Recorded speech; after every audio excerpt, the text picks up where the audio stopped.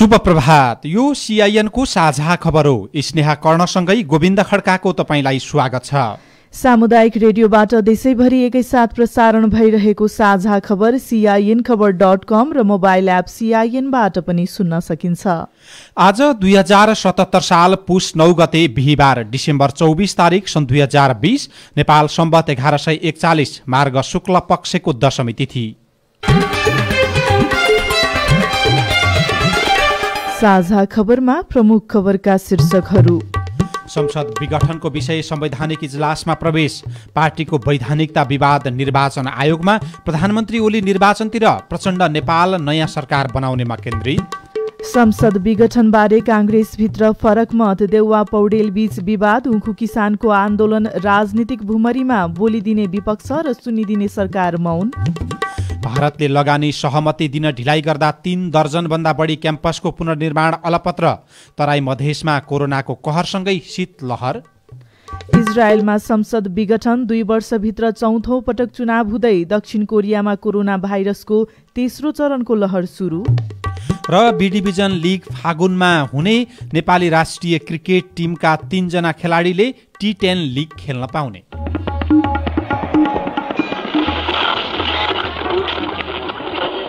सयौं radio, हजारौं radio कर्मी र करोडौं नेपालीको माझमा यो हो सामुदायिक सूचना नेटवर्क CIN। साझा खबरमा सबभन्दा पहिले संसद पुनर्स्थापना र विघटनको विपक्षमा अदालतमा प्रवेश गरेका निवेदनको प्रसङ्ग। प्रतिनिधि सभा पुनर्स्थापनाको मागसहित दायर गरिएका सबै रिटको सुनवाई अब एकसाथ संवैधानिक इजलासमा हुने भएको छ। प्रधान न्यायाधीश चोलेन्द्र शमशेर राणाको एकल इजलासले हिजो 1 दर्जन रिटलाई सुनवाईका लागि संवैधानिक इजलासमा पेश गर्न आदेश दिएको हो। सबै रिटमा शुक्रबार एकैसाथ सुनवाई हुनेछ। सर्वोच्चले प्रतिनिधि सभा विघटनको निर्णय कार्यान्वयन नगर्न माग गरिएको अन्तरिम आदेश दिन अस्वीकार गरेको छ। अब संवैधानिक इजलासमा सुनवाईपछि राष्ट्रपति र प्रधानमन्त्रीको निर्णय रोक्ने वा नरोक्ने विषयको छिनोफानो हुनेछ। रिट निवेदकले तत्काल अन्तरिम आदेश जारी नभए मुलुकलाई अपूर्णीय क्षति हुने भएकाले प्रारम्भमै अन्तरिम आदेश मार्फत रोक्नुपर्ने माग गरेका थिए। सर्वोच्चको एकल इजलासले पहिलो सुनवाईमा विपक्षीसँग लिखित जवाब समेत माग नगरी संवैधानिक इजलासमा पेश गर्न आदेश दिएको हो। प्रधान न्यायाधीशको नेतृत्वमा बस्ने संवैधानिक इजलासमा वरिष्ठताका क्रममा रहेका थप 4 जना न्यायाधीशहरू हुन्छन्। संविधान अनुसार सो इजलासका लागि 10 जना न्यायाधीशको रोस्टर न्याय परिषदले बनाएको छ। रोस्टरबाट छानेर प्रधान न्यायाधीशले 4 न्यायाधीश र आफू सहितको इजलास तोक्नेछन्। रोस्टरमा रहेका मध्ये पनि सामान्यतया वरिष्ठतम न्यायाधीशलाई संवैधानिक इजलासमा राख्ने गरिन्छ। सर्वोच्च अदालत नियमावलीको दफा 4 अनुसार फैसलामा एकमत हुन नसकेमा बहुमत न्यायाधीशको रायलाई इजलासको निर्णय मानिनेछ। संवैधानिक इजलासको आदेश उपर पुनरावेदन गरिपाऊँ वा दोहोर्याइ पाऊँ भन्ने निवेदन समेत नलाग्ने नियमावलीमा उल्लेख गरिएको छ। विगतमा पनि संसद विघटनको विवाद सर्वोच्चमा पुगेको थियो। त्यतिबेला बृहत इजलासबाट नै फैसला गरिएको थियो। नेकपाका 2 पक्षले केन्द्रीय कमिटी सदस्यको संख्या फरक उल्लेख गर्दै निर्वाचन आयोगलाई जानकारी गराएका छन्। आधिकारिकताको विवाद निर्वाचन आयोगमा औपचारिक रूपमा प्रवेश गरेको छ। पार्टीको औपचारिक विभाजन र आधिकारिकता प्राप्तिका लागि केन्द्रीय सदस्यहरूको संख्या नै महत्त्वपूर्ण मानिएका बेला दुवै पक्षको जोड केन्द्रीय कमिटी सदस्य थपघटमै रहेको छ। पार्टी एकीकरणपछि निर्वाचन आयोगमा दर्ताका बखत नेकपाको केन्द्रीय कमिटी संख्या 441 सदस्य थियो। आयोगको अभिलेखमा अहिले पनि त्यही संख्या छ। प्रधानमन्त्री तथा पार्टीका 2 समूह मध्ये एकका अध्यक्ष केपी शर्मा ओलीले मंगलबार आयोगलाई केन्द्रीय कमिटी संख्या 1003 सदस्यीय रहेको जानकारी गराएको छ। त्यसैगरी पुष्पकमल दाहाल प्रचण्ड र माधव कुमार नेपाल समूहले भने केन्द्रीय कमिटीको आकार घटेको जानकारी निर्वाचन आयोगलाई गराएको छ। प्रचण्ड नेपाल पक्षले बुधबार हिजो केन्द्रीय कमिटी 434 सदस्यीय मात्रै रहेको रेकर्ड कायम गरिदिन आयोगलाई पत्र पठाएको छ। पत्रमा अध्यक्ष केपी शर्मा ओलीलाई कारबाही गरिएको पनि उल्लेख छ। राजनीतिक दल सम्बन्धी ऐन 2073ले स्पष्ट रूपमा केन्द्रीय समितिका पदाधिकारी र सदस्य बहुमत रहेको पक्षलाई विवाद उत्पन्न हुनु अघिको दलको हैसियतको मान्यता दिने भनेको छ। निर्वाचन आयोगले उपलब्ध कागजात अध्ययन गरेर निष्कर्षमा पुगिने बताएको छ। निर्वाचन आयोगका प्रवक्ता राजकुमार श्रेष्ठले भन्नुभयो, उहाँहरूले पेश गर्नुभएको कागजात, संलग्न कागजात, उहाँहरूले गर्नुभएको निर्णय, उहाँहरूले दिनुभएको तर्क र दाबीलाई एक ठाउँमा राखेर अब छानबिन हुनेछ। दलको विधान, राजनीतिक दल सम्बन्धी विधिका आधारमा त्यसको निर्णय हुनेछ। अब ती कागजातमा जाँचबुझ गर्ने, छानबिन गर्ने र प्रमाणीकरण गर्ने काम हुने उहाँले जानकारी दिनुभयो।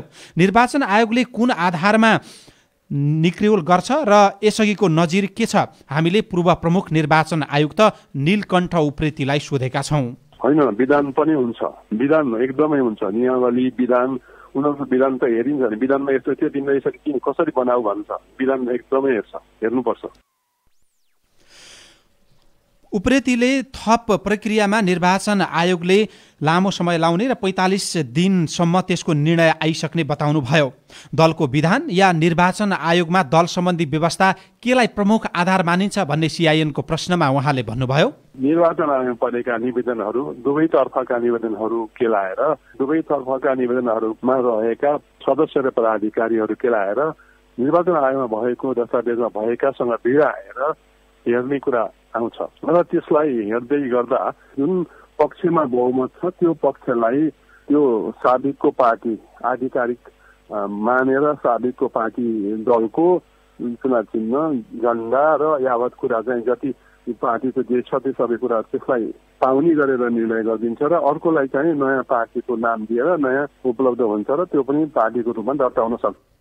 निर्वाचन आयोगले राजनीतिक दल सम्बन्धी एउटा विवादमा हिजै बहुमत रहेको पक्षलाई फैसला गरेको छ। माओवादी जनमुक्ति पार्टीका अध्यक्ष रामबहादुर गुरुङलाई पार्टीको उपाध्यक्ष सहित समूहले हटाएको थियो। 23 केन्द्रीय कमिटी समितिमा 17 जना आफ्ना पक्षमा रहेको दाबी गर्दै उपाध्यक्ष सुमन श्रेष्ठले गुरुङलाई हटाएको जानकारी आयोगलाई गराएका थिए। बहुमतका आधारमा उसैलाई मान्यता दिएको छ।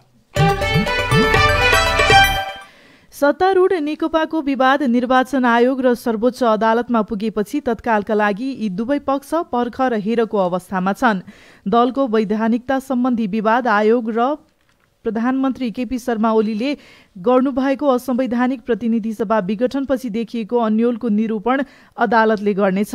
पार्टीको आधिकारिकताका लागि प्रयत्नरत दुवै पक्ष आफ्नो समूह बलियो बनाउने गरी छलफल, दौडधुप र तटस्थ बसेका नेताहरूलाई फकाउनमा व्यस्त रहेका छन्। केपी शर्मा ओली नेतृत्वको नेकपाले नवनियुक्त केन्द्रीय सदस्यहरूलाई संगठन विस्तार र वैशाखमा तोकिएको प्रतिनिधि सभा निर्वाचनको तयारी गर्न निर्देशन दिएको छ। हिजो राजधानीका 7 ठाउँमा केन्द्रीय सदस्यहरूको प्रदेश स्तरीय भेला गरेर नेताहरूले जनताको घर दैलोमा जान उनीहरूलाई निर्देशन दिएका हुन्। हिजो नै प्रचण्ड नेपाल समूहको संसदीय दलको नेता चुनिएपछि अध्यक्ष प्रचण्डले विघटित प्रतिनिधि सभा पुनर्स्थापित गरेर सरकार बनाउने बताउनुभयो। चुनौतीको समयमा मैले यो जिम्मेवारी पाएको छु र मेरो कोसिस सबै राष्ट्रिय राजनीतिक दलहरू जो संघीय लोकतान्त्रिक गणतन्त्रको पक्षमा छन् ती सबैलाई एकताबद्ध गर्नु, तिनी सबैसँग इमानदारीतापूर्ण ढङ्गले सहकार्य गर्नु र त्यो एकताको बलमा प्रतिनिधि सभालाई जीवित तुल्याउनु र राष्ट्र र जनताको अपेक्षा अनुसारको काम गर्ने गरी नयाँ सरकार गठन गर्नेतिर मेरो ध्यान हुन्छ। सबै अभिमुखीकरण कार्यक्रममा नेताहरूले आफूहरूले पार्टी विभाजन नगरेको भन्दै एकताका लागि जिल्ला स्तरसम्म प्रतिबद्ध भएर लाग्न निर्देशन दिएका थिए। नेकपाको अर्को पक्षले प्रतिनिधि सभा पुनर्स्थापित भए अध्यक्ष पुष्पकमल दाहाललाई प्रधानमन्त्री बनाउने भएको छ। दाहाललाई संसदीय दलको नेता बनाउन अर्का अध्यक्ष माधव कुमार नेपालले उहाँलाई अध्यक्षका लागि प्रधानमन्त्रीका लागि प्रस्ताव गर्नुभएको थियो। 2.5 वर्ष अघि नेपाल नै प्रस्तावक भएर तत्कालीन एमालेका अध्यक्ष केपी शर्मा ओली संसदीय दलको नेता चुनिनु भएको थियो। नेकपा राजनीतिक र वैचारिक रूपमा विभाजित भएपछि दाहाल नेपाल समूहमा महासचिव बारे चर्चा सुरु भएको छ। नेपालबाट भीम रावल, दाहालका तर्फबाट वर्षमान पुन र जनार्दन शर्मा तथा झलनाथ खनालका तर्फबाट सुरेन्द्र पाण्डेको नाम चर्चामा आएका छन्। दाहाल र नेपाल अध्यक्ष नै भएकाले महासचिवमा खनालले अघि सार्नु भएको पाण्डेको सम्भावना बढी भएको स्रोतले जनाएको छ। नेकपाका उपाध्यक्ष वामदेव गौतम र सचिवालय सदस्य रामबहादुर थापा भने अहिलेसम्म पर्ख र हेरकै अवस्थामा रहनु भएको छ। प्रतिनिधि सभा विघटन गर्ने सरकारको कदम विरुद्ध संघर्षका कार्यक्रम गर्ने या नगर्ने विषयमा कांग्रेसमा मतभेद सुरु भएको छ। सरकारले प्रतिनिधि सभाको विघटन गर्ने सिफारिस गरे लगत्तै असंवैधानिक, अलोकतान्त्रिक र सर्वसत्तावादी अधिनायक उन्मुख कदमको संज्ञा दिएको कांग्रेसले अहिलेसम्म त्यसका विरुद्ध कुनै पनि गतिविधि गरेको छैन। सोमबार कांग्रेसले बोलाएको नेकपाको प्रचण्ड नेपाल समूह र जनता समाजवादी पार्टीको बैठकमा दलहरूले केन्द्रीय समितिको रणनीति बनाएर संयुक्त विरोध गर्ने निर्णय गरेका थिए। हिजो बसेको बैठकमा पनि कुनै ठोस निर्णय नभएको नेपाली कांग्रेसका केन्द्रीय सदस्य आनन्द प्रसाद ढुङ्गानाले सीआईएनलाई बताउनुभयो। यो पक्षमा नेपाली कांग्रेस जस्तो एउटा चाहिँ गएर लामो समयसम्म संघर्ष गरेको डेमोक्रेटिक पार्टी त सिरियसली तपाईको आफ्नो केन्द्रीयमा छलफल गर्दैछ। त्यसको मतलब तपाईहरु यो संसद विघटनको विषय चाहिँ असंवैधानिक भयो भनेर आन्दोलनमा जाने गरी चर्चा गरिरहनु भएको छ त्यहाँभित्र? होइन, पार्टीले चाहिँ एउटा जुन चाहिँ निर्णय लिनुपर्छ त्यो निर्णय लिइसक्यो। अब सवाल के छ भनेदेखि अब हामीले प्रतिपक्षको हैसियतले नेपाली कांग्रेस मात्रै होइन कि संसारमा कहीँ पनि प्रतिपक्षले सरकार असफल भयो र सरकारले त्यो तपाईँको चाहिँ मध्यवर्ती चुनावमा चाहिने गरेर हामी जान्नौँ भनेर प्रतिपक्षले भन्दै भएन। त्यसैले नेपाली कांग्रेस पनि चुनावमा जाँदैन भन्ने कुरा आउँदैन। नेपाली कांग्रेस निश्चित रूपमा चुनाव जान्छ। अहिले चाहिँ कांग्रेसको पर्ख र हेर भन्ने खालको नीति हो, विरोधमा तत्काल नजाने गरी? होइन होइन, पर्ख र हेर भन्ने नीति हुँदै हो। कसैले उचालेर कसैले उस्काएर हिँड्ने पार्टी नेपाली कांग्रेस होइन। निर्वाचनको तयारीतिर तपाईहरु लाग्ने हो कि विरोध गर्न लाग्ने हो त? होइन, हामी जोडी मोर्चामा हामी अगाडि बढ्ने हो। त्यसैले हामी छलफल गर्दैछौँ। निर्णय तपाईँको जाने नेपाली जनताको पक्षमा, यो गणतन्त्रको पक्षमा, संघीयताको पक्षमा हामी गर्छौँ, यो चाहिँ विश्वास छ। हिजोको बैठकमा सभापति देउबा र वरिष्ठ नेता पौडेल बीच चर्काचर्की समेत भएको थियो। सर्वोच्च अदालतमा विवाद पुगेको छ। अदालत के भन्छ, निर्वाचन आयोगले के भन्छ त्यो पर्खिनुपर्छ, अनि मात्रै विरोध कार्यक्रम ल्याउनुपर्छ, सभापति देउबाको भनाइ थियो। संशोधन विघटन संविधान लोकतन्त्रमाथि भएको आक्रमण हो, त्यसैले पहिले सडकमा सशक्त विरोध गरौँ, के गर्छ भन्ने कुरा पर्खिनु हुँदैन, पौडेलले तर्क गर्नुभएको थियो।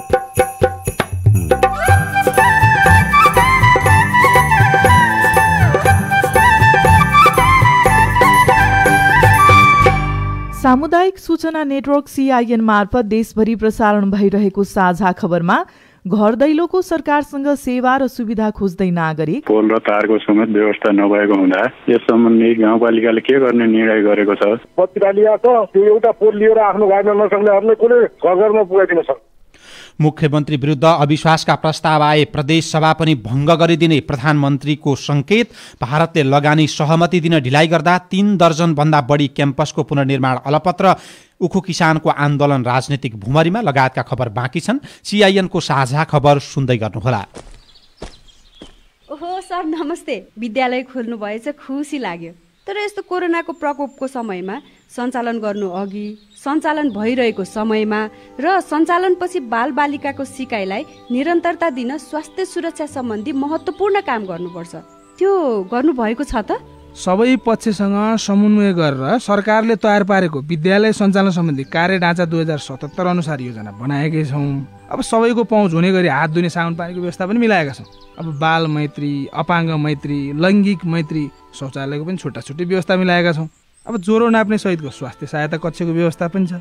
बस्दा 1 मिटर भौतिक दूरी कायम हुने गरी बालबालिका र शिक्षक ढुक्क साथ विद्यालयमा आउने वातावरण पनि बनाएका छौँ। अब त्यसको जानकारी त अब अभिभावकलाई पनि छ, त्यति भए त पुग्छ होला नि। अब विद्यालय खुलेको समयमा संक्रमित र बिरामी बाहेक सबै बालबालिका विद्यालय ल्याउन पहल गर्नुपर्छ। तपाईले भनेको बाहेक विद्यालयमा मास्कको अनिवार्य प्रयोग गर्ने, कक्षा कोठामा पर्याप्त प्रकाश र दुवैतिरबाट हावा चल्ने गरी झ्यालढोका खुल्ला राख्नुपर्छ। विद्यालयमा सबैले देख्ने गरी कोरोना भाइरसबाट बच्न अपनाउनु पर्ने सावधानीका बारेमा समावेशी र बालमैत्री सूचना सहितको पोस्टर पम्पलेट पनि टाँच्नुपर्छ। पाठ्यवस्तु समायोजन ढाँचा 2077 अनुसारको वार्षिक कार्यतालिका र पठन पाठनको योजना तयार गरी कार्यान्वयन गर्नुपर्छ। अब विद्यालय सञ्चालन भएपछि योजना बमोजिम कार्यान्वयन भए नभएको अनुगमन गर्ने र आवश्यकता अनुसार मनोसामाजिक परामर्शदाताको व्यवस्था गरी परामर्श सेवा दिने पनि व्यवस्था मिलाएको छ है। ल गजब गर्नुभएको रहेछ। केही गरी पुनः विद्यालय बन्द गर्नु परेमा नेपाल सरकार शिक्षा विज्ञान तथा प्रविधि मन्त्रालयको सिकाइ सहजीकरण निर्देशिका अनुसार वैकल्पिक सिकाइका माध्यम अपनाएर विद्यार्थीको सिकाइमा जोड दिनुहोला। जस्तोसुकै विपदमा पनि बालबालिकाको सिकाइलाई निरन्तरता दियौं, सुरक्षित साथ पुनः विद्यालय जाने कार्यलाई सुनिश्चित गरौं। सेभ द चिल्ड्रेन र CIN को सहयोगमा नेपाल सरकार शिक्षा विज्ञान तथा प्रविधि मन्त्रालयबाट जारी सन्देश। सामाजिक रूपान्तरणका लागि यो हो सामुदायिक सूचना नेटवर्क CIN। तपाईँ अहिले देशभरिका सामुदायिक रेडियो CIN खबर.com र मोबाइल एप CIN-बाट एकैसाथ साझा खबर सुनिरहनु भएको छ। अब पत्र पत्रिकाले छापेका खबर। आज सबैजसो पत्र पत्रिकाहरूले संविधान संशोधन, संसद विघटन र प्रधानमन्त्री नेकपाभित्रको विवादको प्रसङ्गलाई प्राथमिकताका साथ छापेका छन्। नयाँ पत्रिका दैनिकले प्रधानमन्त्रीको हैकम नत्र प्रदेशमा पनि कदम चाल्छु शीर्षकको खबर छापेको छ। आफू विरुद्धको अविश्वासको प्रस्ताव आउन लागेको थाहा पाएपछि संसद नै विघटन गराएका प्रधानमन्त्री केपी शर्मा ओलीले आफू समर्थक मुख्यमन्त्री विरुद्ध अविश्वासको प्रस्ताव आए प्रदेश सभा भङ्ग गरिदिने संकेत गर्नु भएको छ। प्रधानमन्त्री र मुख्यमन्त्री विरुद्ध अविश्वासको प्रस्ताव ल्याउन सकिने लोकतान्त्रिक विधिलाई ओलीले पूर्ण रूपमा निषेध गर्न खोजेको पत्रिकाले खबर लेखेको छ। त्यसैगरी किसानको पैसा मात्र होइन मुद्दा पनि हरायो शीर्षकको अर्को खबर छ। उखुको 90 करोड बक्यौताको रकम उठाउन मध्यपुष्को चिसोमा किसान 11 दिनदेखि राजधानीका सडकमा आन्दोलनरत छन्। निरन्तर बढिरहेको चिसोले कतिपय किसान बिरामी परिरहेका छन्। तर संसद विघटन गर्ने सरकारको पछिल्लो कदमले किसानको पैसा मात्र होइन मुद्दा पनि ओझेलमा परिरहेको छ। उनीहरूको पक्षमा बोलिदिने विपक्षी पनि छैन, सुनिदिने सरकार पनि अहिले मौन रहेको खबरमा उल्लेख छ। नागरिक दैनिकले कोरोना परिवर्तनको रूपबारे अध्ययन गरिने शीर्षकको खबर पहिलो पन्नामा छापेको छ। सरकारले बेलायतमा देखिएको कोरोना भाइरसको परिवर्तित नयाँ स्वरूप नेपाल प्रवेश गरे नगरेको पत्ता लगाउन अध्ययन गर्ने भएको छ।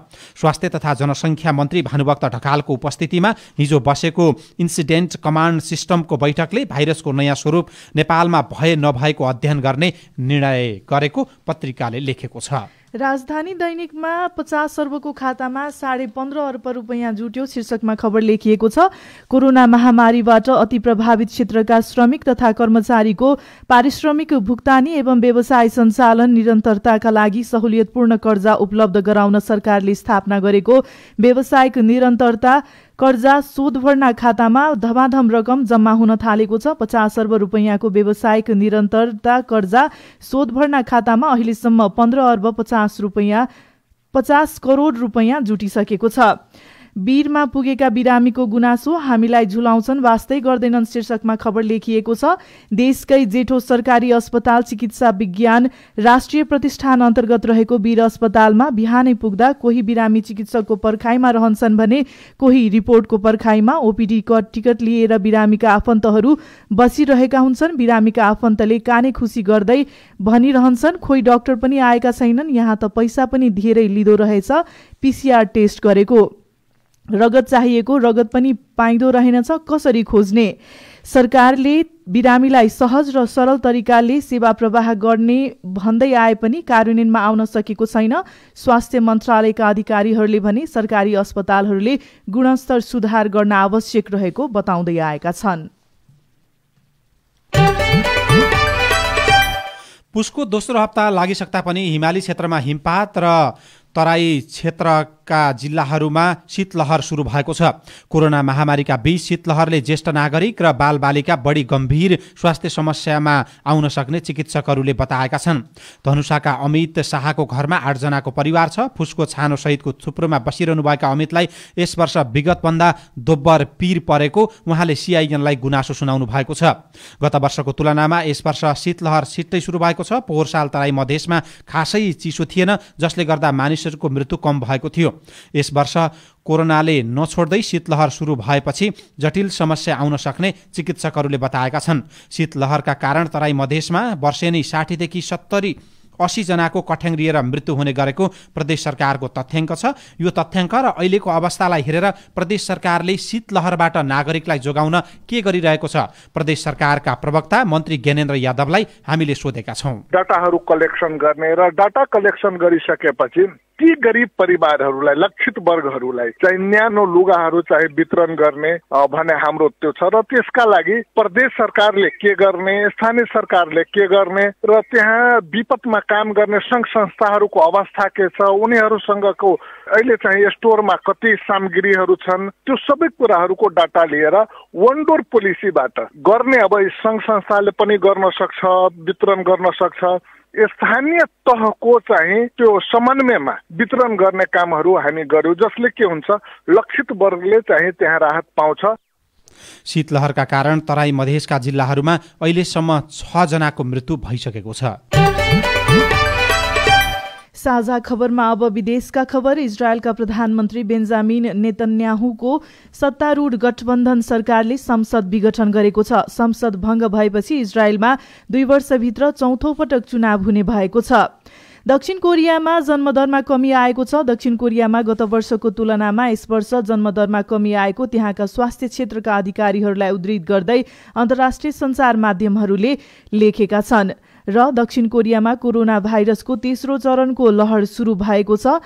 तेस्रो पटक महामारीका रूपमा कोरोना संक्रमण देखिन थालेपछि सरकारले सामाजिक दूरीलाई थप कडा पार्ने भएको छ। अब खेल खबर। नेपाली राष्ट्रिय क्रिकेट टिमका 3 जना खेलाडीले संयुक्त अरब इमिरेट्समा आयोजना हुने T10 लिग खेल्ने भएका छन्। युएईको क्रिकेट बोर्डले मान्यता दिएको 10 ओभरको फ्रेन्चाइज लिगमा राष्ट्रिय टिमका 3 जना खेलाडी पहिलो पटक खेल्न लागेका हुन्।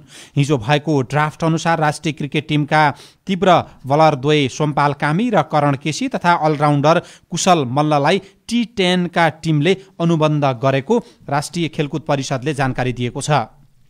कोरोना भाइरसको महामारीका कारण गत वैशाखमा स्थगित भएको शहीद स्मारक बी डिभिजन लिगका बाँकी खेलहरू फागुन 5 गतेदेखि सञ्चालन गर्ने अखिल नेपाल फुटबल संघ एन्फाले निर्णय गरेको छ। क्लबहरूसँगको छलफलपछि हिजो एन्फाले राजधानीको दोस्रो श्रेणीको लिग सुचारू गर्ने निश्चित गरेको हो।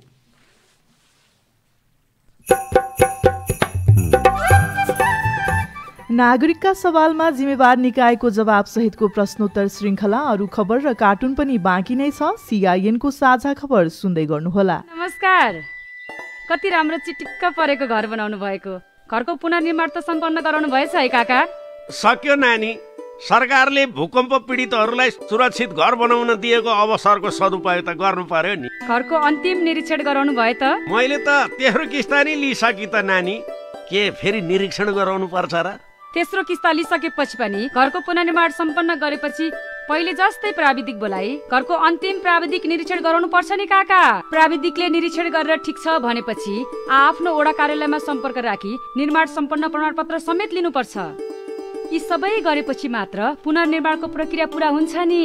ए यो कुरो त मलाई थाहा नै थिएन नि। अब भोलि नै प्राविधिक बोलाएर घरको चेक जाँच गराउँछु र निर्माण सम्पन्नको प्रमाणपत्र लिएर ढुक्क भएर बस्छु। राष्ट्रिय पुनर्निर्माण प्राधिकरण भूकम्पीय आवास पुनर्निर्माण आयोजना सिंहदरबार काठमाडौँ। हे जाडो बेला हिमालयमा हिउँले चिसो पहाडमा तुषारोले मधेस शीतलहरले गाने दाइको कामै हजुर सूचना र सन्देश दिने चिसोबाट क्यारी बस्ने सुन्नुस् गाउँ सहरले र्याई र्याई सारङ्गी तारा चिसोबाट जोगिनुस् हजुर। दिउँसो भन्दा साँझ बिहान चिसो हुन्छ धेर न्यानो लुगा लगाएर हिँडौँ बाहिर फेर। बुढाबुढी बालबच्चाको विशेष ध्यान राखौँ दमखोकी निमोनिया हुनबाट जोगाउँ। चिसो लाउला रोगले साताउला तातो पानी पिउनाले जोगाउला। कोइला बाली निदाउँदा निसासिने डर छ राम्रोसँग आगो निभाइ सुत्न जानुपर्छ। तातो खानु झोलिलो पोसिलो न्यानो हुने उपाय सजिलो। कोभिड-19 सँगै चिसोबाट हुने सबै खालका संक्रमणबाट बचौं र बचाऊ। नेपाल सरकार एसियाली पूर्व तयारी साझेदारी एपीपी एडीपीसी को सहकार्यमा एनडीआरसी नेपाल। सामाजिक रूपान्तरणका लागि यो हो सामुदायिक सूचना नेटवर्क सीआईएन।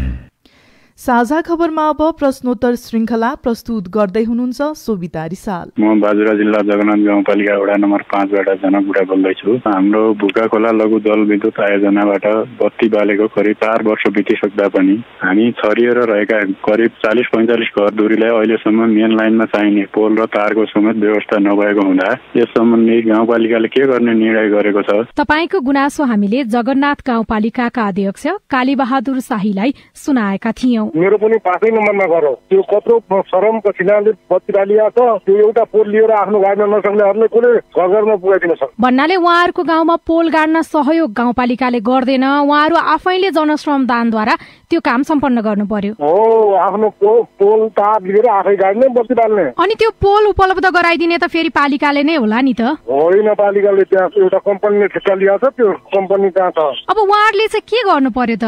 त्यो पोल त ऊ कम्पनीले दिँदै छ, त्यो लिएर आफ्नो टोलतिर गाड्ने, त्यो सबै श्रम गर्ने भन्ने निर्णय छ त्यहाँको कमिटीको। गाउँपालिकाले गर्ने लगानी सबै गरिसक्यो। नमस्कार, मेरो नाम हिमप्रसाद पौड्याल, दैलेख जिल्ला भैरवी गाउँपालिका 7। हामी प्राविधिक तहको विद्यालय सहयोगीले अहिलेसम्म मासिक रु 4500 मात्र पाउने गरेका छौँ। के हामीलाई नेपाल सरकारले श्रम शोषण गरेको होइन र? यदि हो भने हामीले कहिले नेपालको श्रम ऐन अनुसार तलब भत्ता पाउँछौँ? तपाईको गुनासोलाई स्थानीय सरकारले कसरी हेरेको छ? हामीले भैरवी गाउँपालिकाका अध्यक्ष प्रेम बहादुर बुढालाई सोधेका छौँ। गाउँपालिकाले पनि विद्यालयहरूलाई अनुदान त दिएकै छ।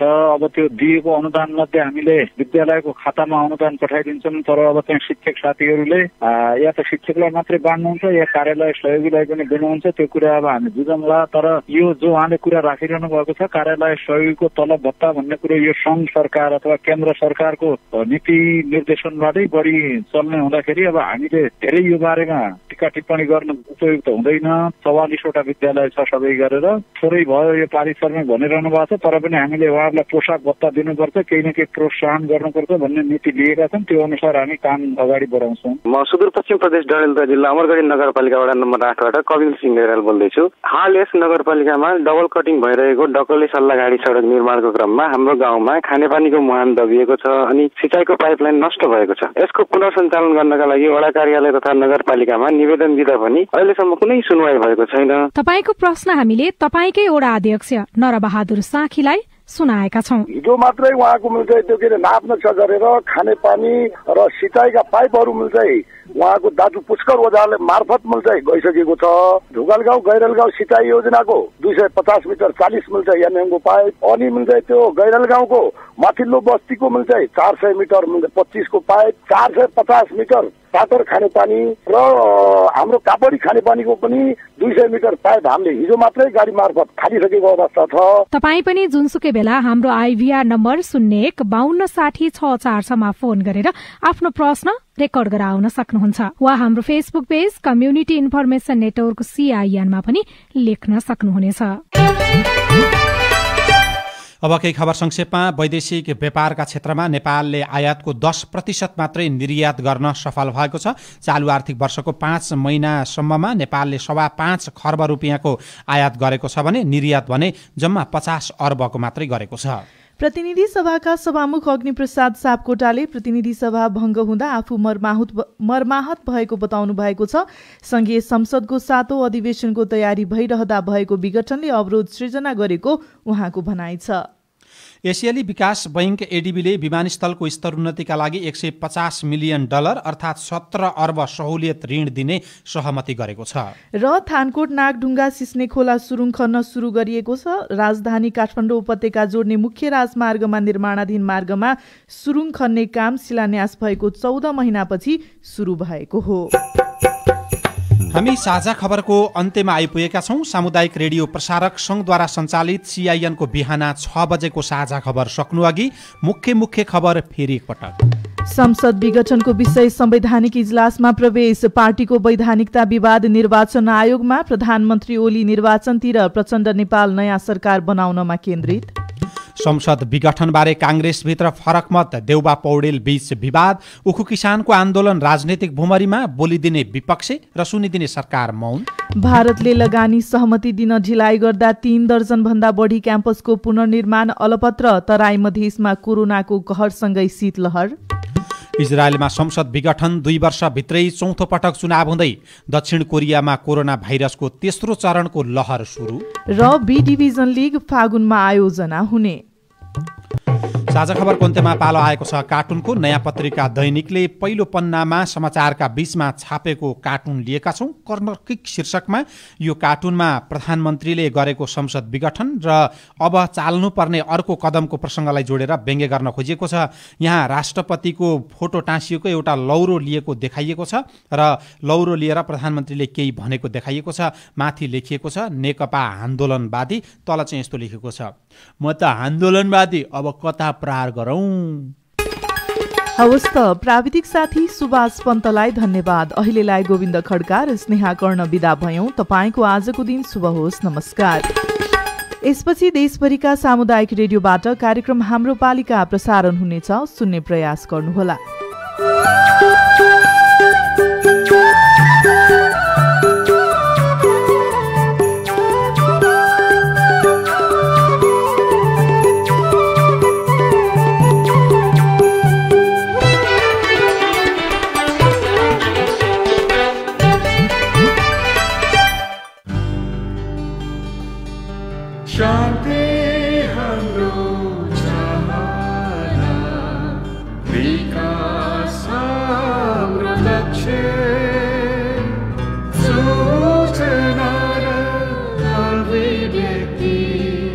हाम्रो सब पक्ष